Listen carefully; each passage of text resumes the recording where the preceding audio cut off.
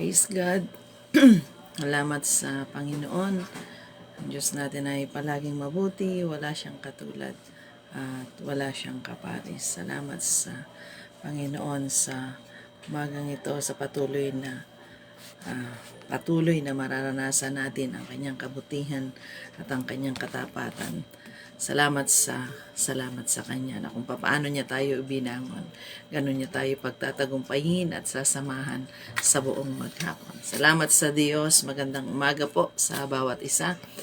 Magandang pagkakataon na naman para patuloy na kalapit tayo sa Panginoong Diyos na makapangyarihan sa lahat. Bago po sa pag-aaral ng Kanyang salita, samahan niyo po akong manalangin. Aming Diyos, salamat po sa inyo sa umagang ito, O Lord God. Salamat sa panibagong umaga, panibagong araw, panibagong kalakasan na taglay ng bawat isa sa amin. Ang dalangin po namin, patuloy kayong maparangalan sa aming buhay. Apart from you, Lord, walang halaga ang buhay na ito. Kaya salamat, Panginoon. Salamat sa mga pagkakataong ibinibigay niyo para bigyan namin kayo ng kaluguran sa ganitong pamamaraan. Abutin, katagpuin niyo po ang bawat isa sa amin. Kayo ang mataas, kayo ang mapalukuran. At kung may bahid ng karumihan, pakalinisin siya sa atin niyo po kami. Lord, apart from you, wala akong magagawa. Ang panalangin po namin, ang pagsama niyo, ang pangungunan niyo, ang gabay at ang patnubay ng inyong banal na Espiritu. Salamat po, Ama. Salamat po sa inyo dahil may kagalakan kaming makakalapit. Dahil yun ang nais nyo para sa bawat isa sa amin ang patuloy na lumapit sa inyo. Salamat po sa pangalan ni Jesus. Amen. Salamat sa Panginoon. Magandang umaga po sa bawat isa. Magandang umaga o magandang hapon, magandang gabi. Saan man kayo naroroon, patuloy na ang pagkilos at ang pagsama ng Diyos ay patuloy na maranasan ng bawat isa sa atin. Dito po sa banal na kasulatan sa chapter 73 ng Book of Psalms 73 ng aklat ng mga awit. Basahin po natin yung verse, mag-start po tayo sa 26. Ang sabi hanggang 28. Ang sabi, manghina man ang aking katawan at isipan, kayo o Diyos ang aking kalakasan, at kayo lang ang kailangan ko magpakailanman. Ang mga taong lumalayo sa inyo ay tiyak na mapapahamak. Ang mga nagtaksil sa inyo ay lilipuling lahat. Ngunit ako, minabuti kong maging malapit sa Diyos. Kayo, Panginoong Diyos, ang ginawa kong kanlungan upang maihayag ko ang lahat ng inyong mga ginawa. Sabi niya, verse 28, ulitin ko po. Ngunit ako, minabuti kong maging malapit sa Diyos. Kayo, Panginoong Diyos, ang ginawa kong kanlungan upang maihayag ko ang lahat ng inyong mga ginawa. Salamat sa pagkabasa ng kanyang salita. Ang mga katagang ito ay awit na panalangin ng kanyang lingkod na si David. Salamat sa kanyang salita sa umagang ito na pagbubulay-bulayan ng bawat isa sa atin. Kaya nung verse 28, ang sabi niya, isang mabuting bagay para sa kanya ang malapit sa kanyang Diyos o sa ating Diyos na makapangyarihan sa lahat. Bawat isa sa atin, isang pinakamabuting bagay, lagi tayong mag-draw near to God. Kaya nga may awit na yun, draw me close to you. Yan yung isang pinakamabuting bagay para sa bawat isa sa atin. Yung lagi tayong lumalapit sa Panginoon, lalo na, gaya po nito, morning devotion, di po ba? Sa umaga pa lang, pagising pa lamang natin, lumalapit na tayo kagad sa Diyos. Nagre-report na kagad tayo sa Kanya. Sinasamba na natin siya, dinadakila na natin siya. Dahil yun ang pinakamabuti.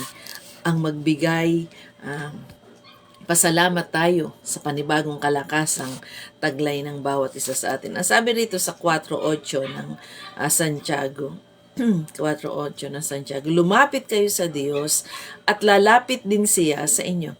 Kayong mga makasalanan, mamuhay kayong ng malinis at kayong mga nagdadalawang isip, linisin nyo ang mga puso nyo. Sabi, lumapit kayo sa Diyos at lalapit din siya sa inyo. Gusto nating patuloy na maranasan yung katapatan at kabutihan ng Panginoon.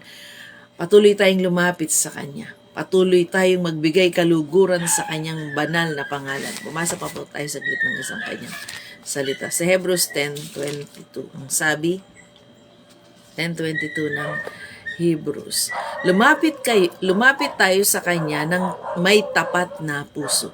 At sa bawat paglapit sa Kanya, kailangan yung puso natin ay totoo. Bakit? Kasi alam niya eh. Alam niya, sa bawat paglapit natin sa Kanya, alam niya kung ano yung motibo na meron tayo. Alam niya kung seryoso tayo. Alam niya kung totoo tayo. Kaya ang panawagan ng Apostol Pablo, lumapit tayo sa Kanya. May puso talaga na nagnanasa na mabigyan siya ng kaluguran. Totoo, tapat, nagnanasa na siya ay maparangalan sa ating buhay. Patuloy tayong lumapit sa Kanya. Isang pinakamabuting bagay ang sabi ni David. Isang pinakamabuting bagay, hindi lang sabi ni David, kundi ng bawat isa, mga lingkod niya, at na nakakaranas ng pagkilos at pangunguna pagsama ng Diyos, lalong higit sa mga matitinding sitwasyon.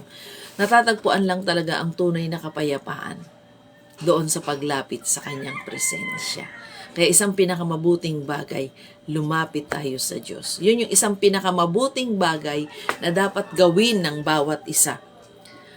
Nakakilala man o hindi, ang kailangan talaga magsuko ng buhay sa Diyos at pagkatapos nito, patuloy na manganlong sa ating Panginoong Diyos na pinakakapangyarihan sa lahat. Dito sa 2 Chronicles chapter 15, basta po tayo ng maraming salita ng Diyos sa magang ito dahil isang mabuting bagay na magbulay-bulay tayo ng Kanyang salita, pagkain ng ating espiritu, kaluluwa, at magbibigay kalakasan sa bawat isa sa atin. Ang sabi dito sa 15:2 ng 2 Chronicles. 15:2 ng 2 Chronicles.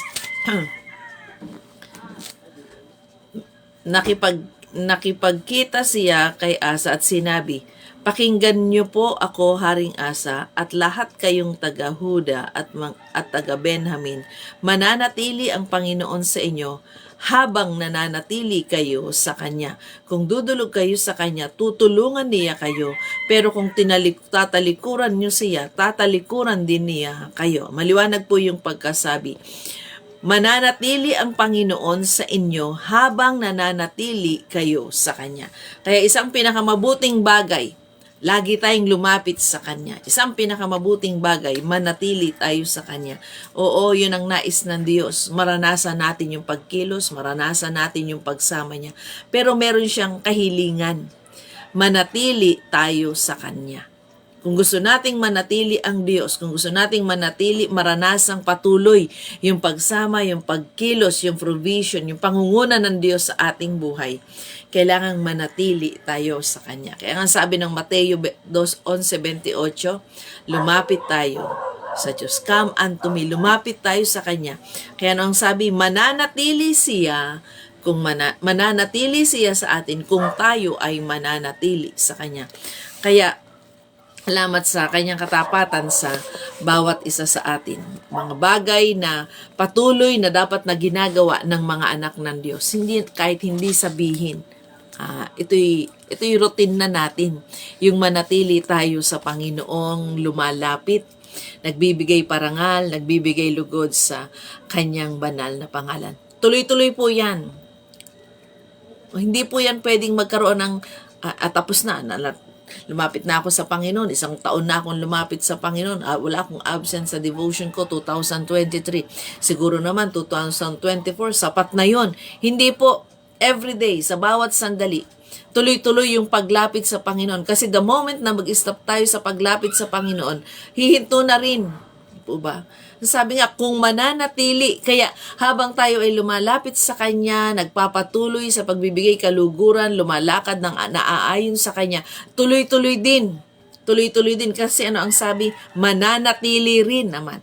Mananatili rin naman siya sa bawat isa sa atin. Kaya salamat sa Panginoon. 2 Chronicles 20 verse 5. 2 Chronicles 20. Basahin po natin ito. 5. Sabi, tumayo si Jehoshaphat sa harapan ng mamamayan ng Huda sa Jerusalem, doon sa harap ng templo ng Panginoon, sa harapan ng bagong bakuran natin. At nagsabi, O Panginoong Diyos na aming mga ninuno, kayo po ang Diyos na nasa langit. Kayo ang namamahala sa lahat ng kaharian sa mundo. Makapangyarihan po kayo dahil walang makakalaban sa inyo. Napaka-makapangyarihan ng Diyos na nasa sa atin. Kaya isang mabuting bagay na lumapit tayo sa Kanya. Mananatili siya sa atin kung tayo ay patuloy na lalapit sa Kanya. Mananatili siya sa atin at patuloy nating mararanasan yung provision. Mararanasan natin yung Kanyang buhay. Hanapin natin siya. Lumalim tayo sa karanasan sa ating Panginoon habang masusumpungan pa siya. Lumalim tayo sa pagkaunawa sa Kanya. At hayaan natin, ma-enjoy natin yung buhay na ang Panginoon ang nabibigyang kaluguran. Manatili, hanapin natin siya. Di po ba? Sabi dun sa Jeremiah, basa po tayo ng Kanyang salita. Jeremiah 29:13. Sabi 29:13 ng Jeremias. Salamat sa Panginoon sa Kanyang mga salita na patuloy nagbibigay ng kalakasan, patuloy na magpapatatag sa bawat isa sa atin. Kaya, ang sabi, tuloy-tuloy. Habang tayo nananatili sa Kanya, tuloy-tuloy din ang pag-aaral ng Kanyang salita. Tuloy-tuloy din ang pagbubulay-bulay ng Kanyang salita. Ang sabi dun sa Joshua 1:8, magbibigay ng tagumpay at magpapaunlad sa atin. Hindi lang sa espiritual, kundi makakatulong ito sa pang-araw-araw nating buhay. Ang sabi dun sa 13, kung lalapit kayo, 29:13 ng Jeremias. Ang sabi, kung lalapit kayo sa akin ng buong puso, tutulungan ko kayo. Diba, napakaliwanag nun. Kung tayo patuloy na manganganlong sa Kanya, lalapit sa Kanya ng buong puso, nakakatuwa. May assurance tayo sa tulong na manggagaling sa Panginoong Diyos.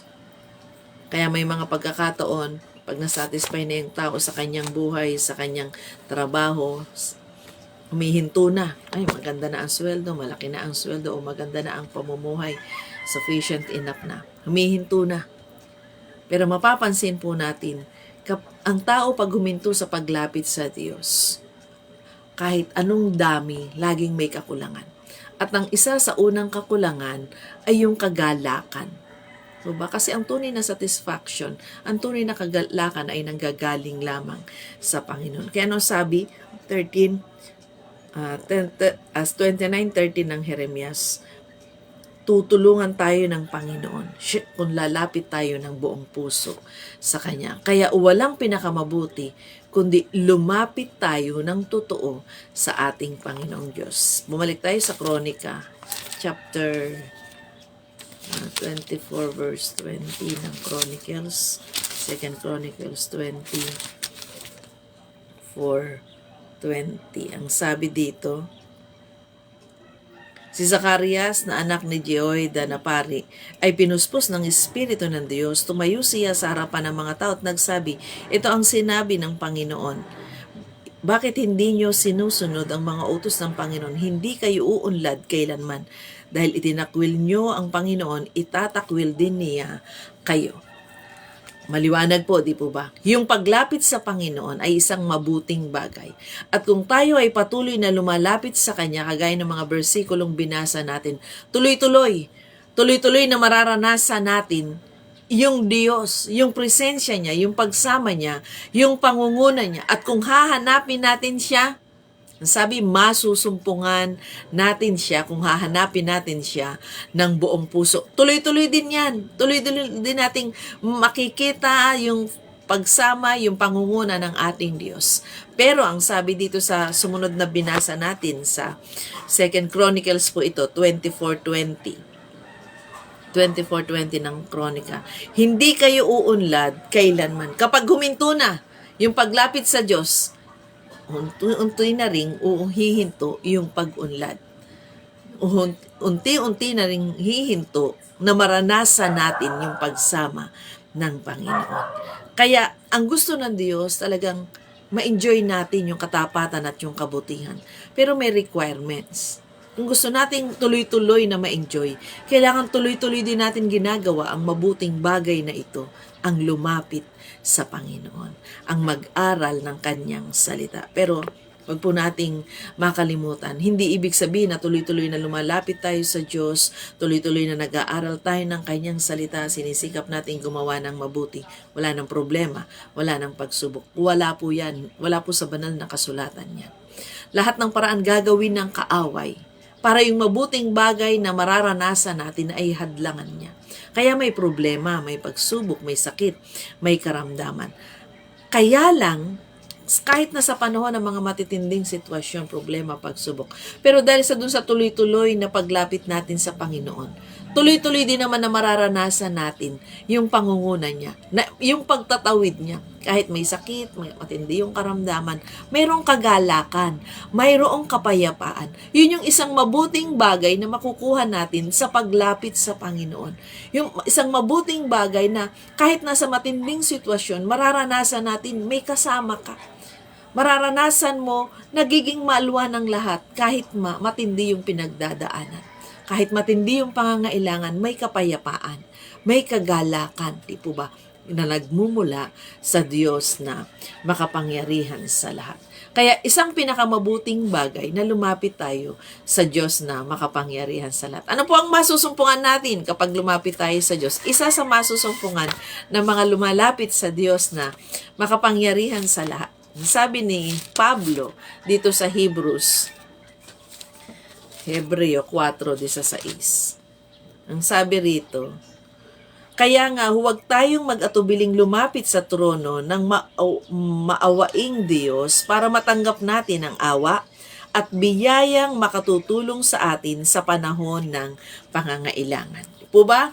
Isang mabuting bagay na lumapit tayo sa Diyos. Sabihin man natin at hindi, talagang meron tayong mabuting makukuha pag tayo ay lumapit sa Diyos. Ang sabi, drawing near to God, ang masusumpungan natin ay mercy and grace. Merong biyaya. Automatic na yon sa paglapit natin sa Diyos. Kahit hindi natin sabihin, isang mabuting bagay. Merong, sabi rito, awa at biyaya na makukuha natin at makakatulong sa atin sa panahon ng pangangailangan. Kaya pag may dumarating na matinding sitwasyon, parang okay lang. Matindi yung nangyayari, parang okay lang sa'yo. Bakit? Merong biyaya sa panahon ng pangangailangan, tutulong, susuporta sa'yo sa panahon ng matitinding sitwasyon. Kaya di po ba, napakaraming mabubuting bagay tayong mararanasan. Napakaraming mabubuting bagay tayong makukuha sa paglapit natin sa Panginoon. Kaya ang isa sa pangunahin ng devotion na ito, ilapit tayo sa Diyos. Diba? Isa sa pangunahing makukuha natin doon sa mga panunood, pag-aaral ng Kanyang salita. Yung mailapit tayo sa Diyos at lumalim tayo sa karanasan sa Kanya. Lumalim yung relasyon natin sa Kanya. Hindi lang basta makalapit sa Diyos, kundi magkaroon talaga ng matinding relasyon sa Panginoon. Na kahit na sa panahon ng problema, pagsubok, ay makakatatag tayo. Kaya salamat sa Panginoon. Napakabuti niya, di po ba, nung nagpunta po kami ng Taiwan. Nakakatuwa. Pagdating pa lamang namin doon sa Taiwan, ang sumundo po sa amin ay si Mercy, Sister Mercy at Sister Grace. Di po ba? May biyaya kagad. May biyaya kagad ang Panginoong Diyos. Kaya nangingiti po ako dahil naalala ko yung sumundo po sa amin ay Sister Mercy at Sister Grace. Nakakatuwa ang Panginoon. Sabi, tutulong sa atin sa panahon ng pangangailangan. Sabi doon sa mga awit, Psalms 46 verse 1, Psalms 46. God is my refuge and my strength, a present help in times of need. Ang sabi, ang Diyos ang ating kanlungan at kalakasan, pinakahandang saklolo sa oras ng kagipitan. Salamat sa Panginoon. Ang Diyos po natin ay napakabuti. Kung gusto nating patuloy na maranasan yung pagtugon, yung pinakalaging handang sumaklolo sa atin. Alam nyo, isang bagay ang nakakatuwa sa Panginoon. Bakit sinabing pinakahandang saklolo? Alam nyo po, bago dumating yung matitinding sitwasyon, bago dumating yung problema, yung pagsubok, may paalala na siya. talagang matindi, pinakahandang saklolo. Wala pa yung sitwasyong matindi, inihahanda ka na niya.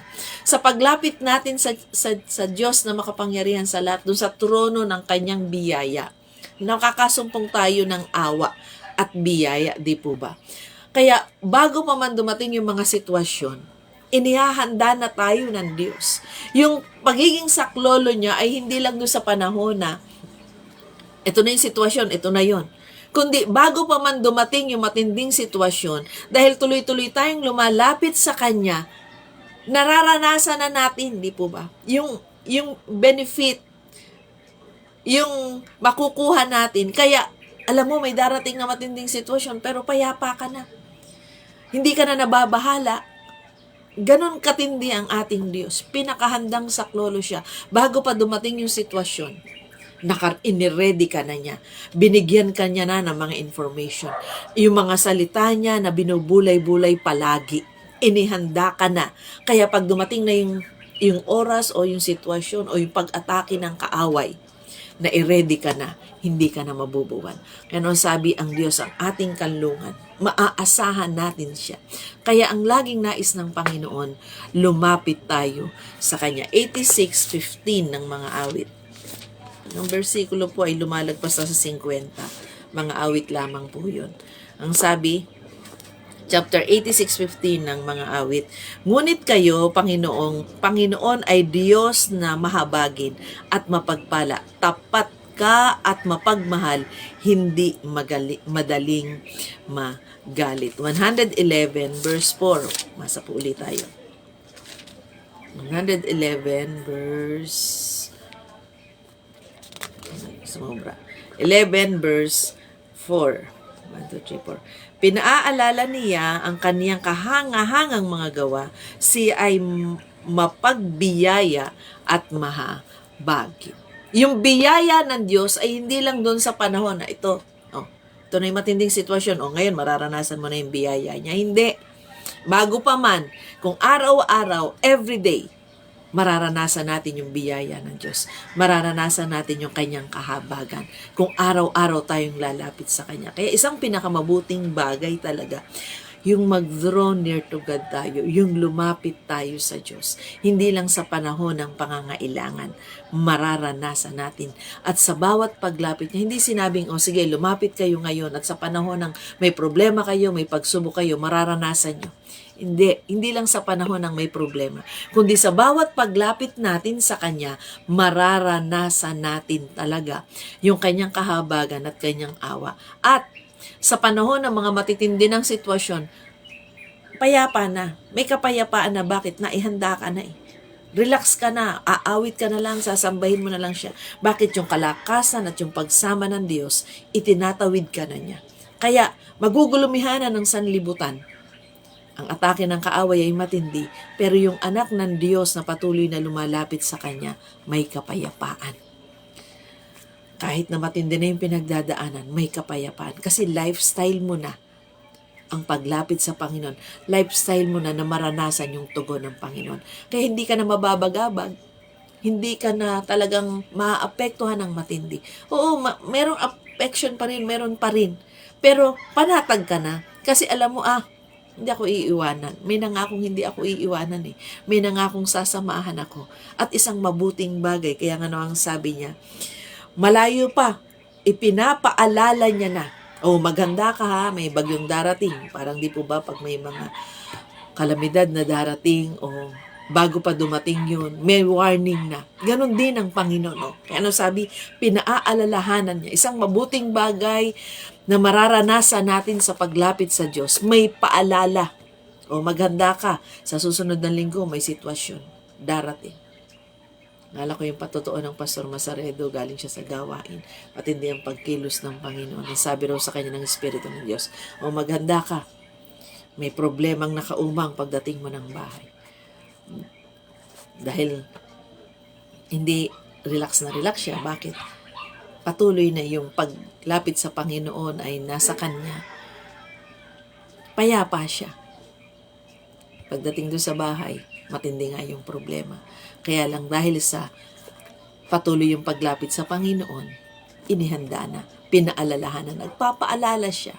mga bagay na mararanasan natin, benepisyo ng mga taong lumalapit sa Diyos, meron tayong protection. Protection, isang napakagandang bagay yan. Protection from the evil one. Ang diablo ay nakaka-atake yan. Di ba nga sabi dun sa 1 Peter 5:8, naghahanap talaga siya ng masisila. Pero may protection tayong makukuha mula sa Diyos na makapangyarihan sa lahat. At habang nandun tayo sa kanyang presensya, habang nandun tayo sa pangangalaga niya, sabi ng 10:31 ng Hebrews, isang kakilakilabot na bagay ang mawala sa kamay ng Panginoon. Bakit? Bakit nakakakilabot? Kapag nawala tayo sa kamay ng Panginoon, mawawala na yung protection. Kung gusto nating tuloy-tuloy yung pangunguna, kung gusto nating tuloy-tuloy na maranasan yung proteksyon ng Panginoon, huwag tayong aalis sa Kanya. Bakit? May nakaabang na mga palaso, may nakaabang na atake ang kaaway kapag tayo ay umalis na, kumawala na doon sa Panginoong makapangyarihan sa lahat. Kaya ano ang pinakamabuti? Lagi tayong lumapit sa Diyos. Manatili tayo doon sa Diyos na makapangyarihan sa lahat. Dito sa chapter 8 ng Lucas, verse 2. Ang sabi rito, chapter 8 ng Lucas, verse 2.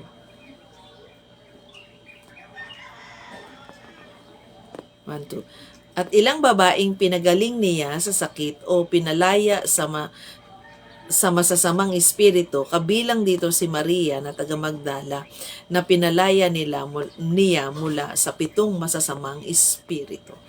Ito yung mga taong sabi rito na sumusuporta, nakikibahagi sa ministeryo ng ating Panginoong Hesus. Si Maria na taga Magdala, hindi na siya lumayo sa Diyos, sa ating Panginoong Hesus. Ano ang meron sa kanya nung wala pa ang Panginoon, hindi niya pa nasumpungan ang Diyos sa kanyang buhay? Merong, sabi rito, yung pinalaya siya sa 7 masasamang espiritu. Nung mapalapit siya sa ating Panginoong Hesus, hindi kinaya ng masasamang espiritu kahit 7 pa sila na napakalalakas, yung presensya ng Diyos na makapangyarihan sa lahat. Lumayas ito. Kaya nang masumpungan niya ito, na yun lang pala ang solusyon, mapalapit ako sa Panginoong Hesus, hindi na po siya lumayo. Nanatili na siya. Ginawa niya in-involve niya na yung sarili niya, tago-suporta doon sa ministeryo ng ating Panginoong Hesus. Hindi na siya lumayo.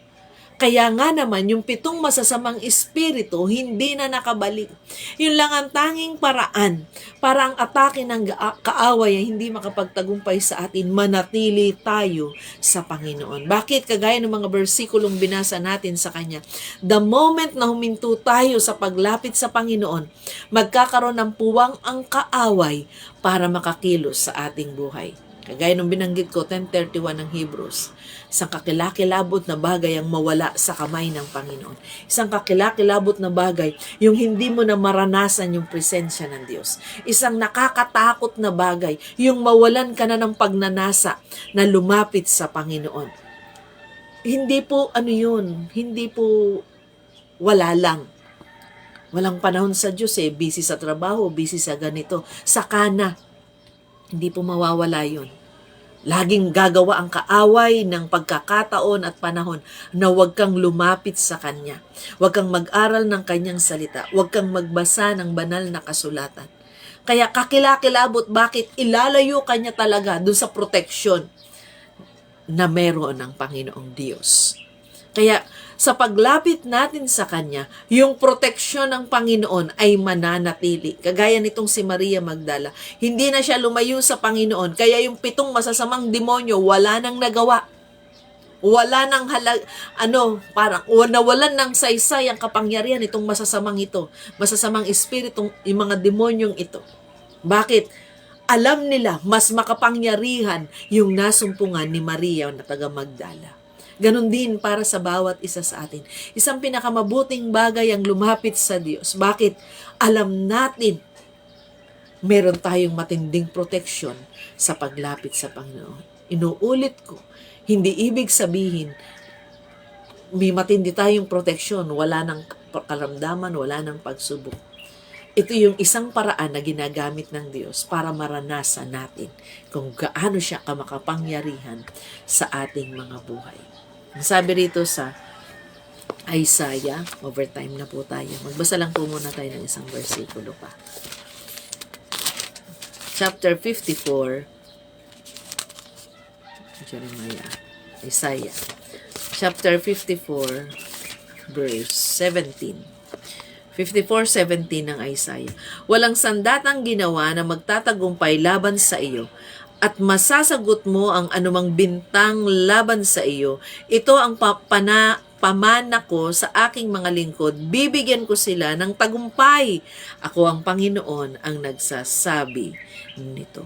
Walang sandatang ginawa na magtatagumpay laban sa iyo. Ang sabi nun sa isa pang bahagi, bibigyan ko sila ng tagumpay. Kaya, isa sa mabuting bagay na makukuha natin sa tuloy-tuloy na paglapit sa Diyos, ang mga katagang ito. Walang pwedeng magtagumpay. Kaya si Maria na taga Magdala, hindi na siya lumayo sa Diyos. Bakit? Nakuha niya yung sekreto para ang atake ng kaaway ay hindi magtagumpay sa kanyang buhay, yung tuloy-tuloy na paglapit sa Panginoon. Oo, may mga matinding problema. Pero ang sekreto, yung paglapit at pananatili sa Panginoon. Yung patuloy na pagnanasa. Kaya sinabi ng Apostol Pablo, that I may know Him. Makilala ko pa siya. Maranasan ko pa siya. Makabigyang kaluguran ko pa siya. Kasi matitindi yung kanyang pinagdaanan. Matindi yung mga persecution na kanyang nararanasan. Pero bakit hindi siya nababahala? Kahit inahagupit siya pagkatapos niyang mangaral, kahit pinagsasalitaan siya ng hindi maganda, payapang-payapa siya. Bakit? Kasi tuloy-tuloy din na nararanasan niya yung tulong, yung kaaliwan, yung gabay, yung pangungusap, yung kagalakan, yung mabubuting bagay. Nakukuha niya yon sa tuloy-tuloy na paglapit sa Panginoon. Kaya kahit tuloy-tuloy yung persecution, tuloy-tuloy o sinusundan siya ng mga mang-uusig, hindi siya nababahala. Bakit? Tuloy-tuloy din niyang nararanasan yung presensya, yung pagsama, yung mabubuting bagay, yung kaawaan, yung kahabagan, yung biyaya ng Diyos. Kaya kung tuloy-tuloy tayong lalapit sa Kanya, tuloy-tuloy tayong magnanasa na maranasan ng Panginoon, iyan ang pinakagusto talaga ng Panginoon. Patuloy na maranasan natin, kahit na dun sa matitinding sitwasyon, luhaan ka na, talaga namang pinagkakaisahan ka na, meron kang kapayapaan, meron kang kagalakan sa puso mo, na hindi maintindihan ng mga sanlibutan. Bakit ito ay mararanasan lamang ng mga anak ng Diyos na tuloy-tuloy na lumalapit sa Kanya ng buong puso. Ang laging nais ng Diyos, mabigay niya yung pinakamabuting proteksyon para sa Kanyang mga anak. Kasi ano sabi? Pinakahandang saklolo. Totoo yun. Bago pa man dumating yung problema, bago pa man dumating yung matinding sitwasyon, may paalala na ang Diyos. Handa ka na.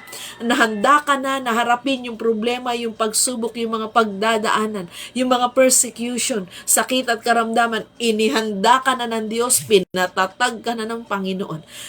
Yun yung makukuha natin sa tuloy-tuloy na paglapit sa Kanya.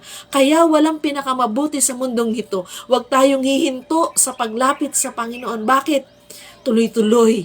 Panibago, sabi ng Lamentation 3:23, they are new every morning. Great is thy faithfulness. Kung gusto nating tuloy-tuloy na maranasan yung kahabagan, yung katapatan ng Panginoon every morning, every day, kahit ano pa yan, sitwasyon na yan, patuloy lang ang paglapit sa Panginoon. Mahaba po sana ito. Kaya lang, overtime na tayo. Sa susunod, tutuloy po natin ang pag-aaral na ito. Yung benefits ng makukuha ng mga tao, ng mga anak ng Diyos na tuloy-tuloy na lumalapit sa Kanya. Nakakatuwa po. Pag ang presensya ng Diyos ay nararanasan mo, parang ayaw mo nang huminto. Parang bakit napakabilis ng oras? Mga kapatid, isa yan sa benefits na makukuha natin. Yung kagalakan, yung kapayapaan, talagang ilalapit ka niya doon sa trono na makakasumpong ka ng awa at habag. At mai-enjoy mo talaga na off-limit ang problema, pagsubok na ang tanging mararanasan mo, yung kapayapaan na nanggagaling sa Kanya. Mabuting bagay na mararanasan ng mga taong lumalapit sa Diyos. Hindi kayang agawin, hindi kayang ibigay ng sanlibutan yan. Makukuha lamang yan. Libre, walang bayad. Sumalok ka na ng sumalok. Sa paglapit mo, merong biyaya, may kalakasan, may katatagan, may kaaliwan, may kagalakan, the fruit of the Spirit, yung bunga ng banal na Espiritu. Every day, salukin natin yan, kunin natin yan sa presensya ng Panginoon. Libre lang po yan. Makukuha natin yan sa paglapit sa kanyang presensya. At sa panahon ng pagluha, may kagalakan. Sa panahon ng pangungulila, may kaaliwan, may kapayapaan. Libre lang nating makukuha yan. Kaya mga kapatid, isang mabuting bagay, kagaya ng binanggit ko kanina, ang isa sa tanging layunin ng programang ito, morning devotion, ang mailapit tayo sa Diyos. Makakain tayo bago pa man kumain yung physical nating pangangatawan, mapakain na natin yung spiritual na pangangailangan. At magkaroon tayo ng kasabikan, bibigyan nito tayo ng appetite, pagnanasa, na patuloy na hanapin natin ang Panginoong Diyos na makapangyarihan sa lahat. At habang ginagawa natin yan, may idudulot itong mabuting bagay sa bawat isa sa atin. Salamat sa Panginoon. Pag tayong mag-alala kung paano kang itinayo, ginising ng Panginoon sa umagang ito, sa araw na ito, at dun sa manunood pa, lapit lang sa Panginoon. Isang pinakamabuting bagay na ang gawin natin ay lumapit sa Diyos. Hindi matatapos ang kabutihan ng Panginoon sa mga taong hindi natatapos ang paglapit sa Kanya. Kaya salamat sa Diyos. Putulin muna po natin sa sandaling ito. At hayaan natin bukas, hindi lang bukas, hindi lang sa mga scheduled devotion na napapanood natin, kundi yung personal na paglapit natin sa Diyos, may personal ding kapahayagan ng Panginoon para sa kanyang mga anak. Iba't iba. Sa bawat paglapit natin sa Diyos, iba't iba yan. Sa paglapit mo mamaya sa Panginoon, panibagong karanasan na naman yan. Panibagong pangungusap na naman yan. Ang sabi nga, bago, laging umaga, bago sa bawat paglapit natin sa Diyos, ang karanasan, ang mararanasan natin sa Kanya. Salamat sa Panginoon. Patuloy na maranasan niyo po saan man kayo naroroon, anumang kalagayan, anumang sitwasyon. Totoo ang kanyang salita. At ito'y nakaumang palagi sa lahat ng kanyang mga anak na nagnanasa na makuha ito. Huwag tayong hihinto. At kung dumating na yung time, mawala na ang morning devotion, yung mga online na pag-aaral ng salita ng Diyos, mga live, sa FB Live na napapanood o sa internet, sa YouTube na napapanood natin, praise God, hindi nawawala ang koneksyon mula sa Diyos na makapangyarihan sa lahat. Hindi mo kailangang magbayad. Panalangin lang. Lapit lang sa Kanya. Ng buong puso, mararanasan natin siya. Tayo po ay manalangin. Salamat po sa inyo, aming Diyos na makapangyarihan sa lahat. Totoo ang inyong salita. Ang nais nyo talaga, maranasan namin yung buhay na ganap, kaaya-aya. Maaluan, Panginoon. Na kahit may mga matinding pinagdadaanan, matinding sitwasyon, meron kaming kapayapaan, meron kaming kagalakan. Ito yung buhay na nais nyo, na nais agawin ng kaaway. Pero salamat, may pangako kayo na pag kami ay lumapit sa inyo, patuloy naming mararanasan ito, pinakahandang saklolo. Kaya tulungan niyo po kami na magawa rin namin ang bahagi namin. Palagi kaming lumapit sa inyo, magnasa na maranasan kayo, mabigyang kaluguran kayo, O Diyos, sa aming mga buhay. Huwag kaming huminto dahil nananagana ang pagtulong, nananagana ang habag at biyaya niyo, O Lord God. Salamat po sa inyo. May pangakong pagtatagumpay, may pangakong pag-unlad, may pangakong gabay, patnubay, pagtatawid. Salamat sa inyo, O Diyos. Kahit hindi naming hilingin, meron talaga ito, naka-offer talaga ito, O Diyos, sa trono niyo, O Lord God. Ang kailangan lang lumapit kami sa inyo. Biyayaan niyo nga po ang bawat isa sa amin. Hindi lang sa panahon ng may problema, kahit sa panahon na maalwa ng lahat, payapa, walang gaanong pangangailangan. Magnasa kami, kasi ito ang pinakamabuting bagay para sa tao, ang lumapit sa inyo. Huwag kaming mawala ng pag-asa, dahil kayo lang talaga ang tunay na pag-asa. Nasa inyo talaga ang tunay na pagtatagumpay. Pinakahandang saklolo. Kayo lamang po yun. Nasa inyo lamang po yun. Lord, abutin, katagpuin niyo po yung mga anak niyo na kasama kong nag-aaral o lumalapit sa inyo sa umagang ito. Maunawaan, bigyan niyo po nga po sila ng personal na mensahe, O Diyos, sa umagang ito. Abutin, katagpuin niyo nga po sila ayon sa kanilang pangangailangan. Kung sila man ay may karamdaman, let your healing flow in Jesus' name. Sa pangalan ni Jesus, na sa paglapit nila sa inyo, buong pusong lumalapit sa inyo, salamat kagaya ni Maria Magdalena, off limit ang mga masasamang espiritu.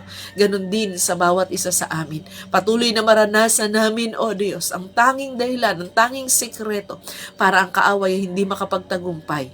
Palagi kami sa presensya niyo kahit saan man kami naroon. Abutin, katagpuin niyo po ang inyong mga anak kung papaano niyo ibinangon pagtatagumpayin niyo, O Diyos, ang inyong mga anak na patuloy na lumalapit sa inyo na may buong pusong nagbibigay parangal. Salamat po sa inyo, O Diyos. Kung sila man ay nasa trabaho, patuloy na yung proteksyon ay maranasan nila. Pabor niyo doon sa mga binubuli, Panginoon, ginagawa ng mga hindi maganda na mga nakapalibot, O Lord God. Maranasan nila yung kaaliwan na nagmumula sa inyo. Doon sa mga lingkod nyo, O Diyos, patuloy na pagsama at pagkilos ng Diyos ang maranasan ng bawat isa. Salamat po sa inyo. Apart from you, wala kaming magagawa. Walang halaga ang buhay na ito sa sinumang tao na malayo sa inyo. Salamat po sa inyo, O Diyos. Kayo at tanging kayo lang maparangalan sa aming mga buhay. Salamat po sa inyo, Ama, sa pangalan ni Jesus. Amen. Magandang umaga po, magandang araw o magandang hapon, maging ano man yan. Ang Diyos ay patuloy na maranasan ng bawat isa sa atin. Maparangalan siya sa buhay. God bless po. Magandang araw po sa bawat isa. Lagi tayong lumapit sa Kanya. Ang sikreto ng tunay na tagumpay at tunay na pag-unlad ay yung nandun tayo sa kalooban. At ang presensya ng Diyos ay patuloy na nararanasan natin. Salamat sa Diyos na makapangyarihan sa lahat.